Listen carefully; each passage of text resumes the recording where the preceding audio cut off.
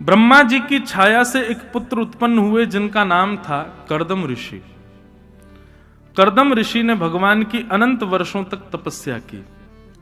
भगवान प्रसन्न हो गए। प्रसन्न होकर के कहने लगे वरदान मांगो, क्या चाहिए।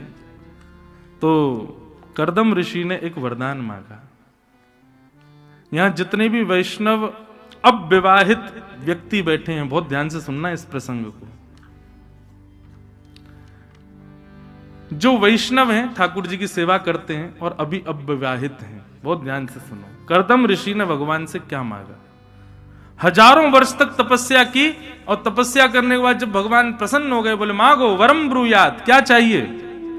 तो कर्दम ऋषि ने हाथ जोड़ करके जो वरदान मांगा है, अद्भुत, कि तथा सचाहम परिवोडु काम समान शीलाम ग्रह मेध धेनु उपेवान मूलमशेष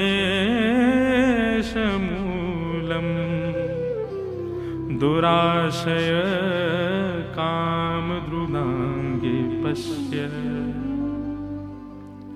कर्दम ऋषि कहते हैं भगवान, मैं आपसे जितना प्रेम करता हूं ना, मुझसे ज्यादा आपसे प्रेम करने वाली एक कन्या से मेरा ब्याह हो जाए, ऐसी कृपा मुझ पर कर दो। मतलब मैं आपकी जितनी सेवा, जितना भजन, जितना आपसे स्नेह करता हूं नाथ, मुझे विवाह करना है, गृहस्थ आश्रम में जाना है, पर मैं चाहता हूं कि जो मेरी पत्नी हो वो मुझसे भी अधिक आपसे स्नेह करने वाली हो। ये 1000 वर्षों की तपस्या का केवल यही वरदान मुझे चाहिए। भगवान के नेत्रों में आंसू आ गए। श्रीमन नारायण के नेत्र सजल हो गए। कर्दम ऋषि को अपने हृदय से लगा लिया। बोले वाह कर्दम, ये क्या मांगा तुमने। ये 1000 वर्षों से एक पैर पर खड़े होकर तपस्या तुम इसके लिए कर रहे थे। बोले हाँ भगवान, मुझे एक योग्य भक्त पत्नी मिले, इस ऐसी कृपा मुझ पर करो। आजकल बंधुओं बड़ी विडंबना है। वैष्णव होना, ठाकुर जी का भक्त होना बड़ी चिंता का विषय बन गया है। कहां तो युवा भक्ति मार्ग में आएंगे नहीं, और आते हैं तो उनके माता पिता बड़े चिंतित हो जाते हैं। क्योंकि मैं जगह जगह जाता हूं, इतने सारे बालक सुनते हैं कथा, आते हैं मिलने, उनके माता पिता कहते महाराज जी इसको समझाओ, बहुत भक्ति करता। मैंने तो इसमें दिक्कत वाली क्या बात। मैंने कि कोई माता पिता यूं कहे कि हमारा बेटा बहुत पीता है, बहुत खाता है, मैंने तो समझ आए, भक्ति करता है, इसमें समझाने की क्या बात है। वो नहीं महाराज जी, अब इसका विवाह होगा, और कहीं इसका पति या इसकी पत्नी वैसी नहीं मिली तो।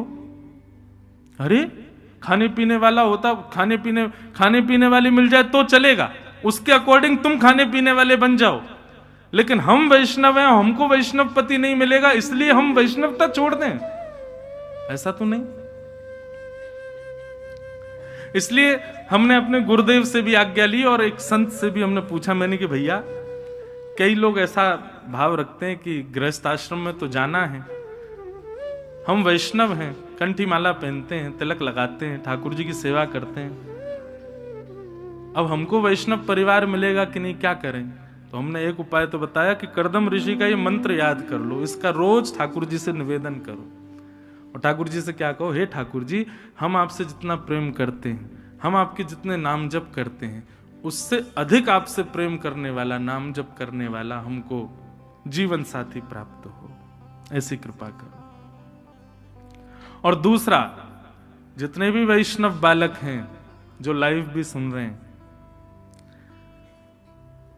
अपने बायोडाटा में ये भी मेंशन करो कि हम तिलक लगाते हैं, हम कंठी माला पहनते हैं, हम 108 नाम जप रोज करते हैं, हम ठाकुर जी की नित्य सेवा करते हैं, वृंदावन जाना हमारी हॉबी है, इनकी कथा सुनते हैं। ये सारी चीजें मेंशन करके चलो, तो अगर खाने पीने वाला परिवार होगा ना, तो वो ब्रैकेट देखते ही कह देगा कि क्षमा करें, हम ब्याह नहीं कर पाएंगे। लेकिन योग्य परिवार होगा तो आपके सामने हाथ फैला करके प्रसाद के रूप में आपके पुत्र या पुत्री को मांगेगा कि ऐसी संतान हमारे घर में आए, कृपा करो। और सबसे बड़ी बात है भैया, ठाकुर जी से यही प्रार्थना करो, हे नाथ आपकी सेवा ना छूटे। मुझे स्मरण आता है मीराबाई के चरित्र, अभी मीरा चरित्र पर कथा थी गांधीधाम में, तो मीराबाई ने स्पष्ट कर दिया था अपने होने वाले पति से कि हम आपके किसी भी सुख को पूर्ण नहीं कर पाएंगे।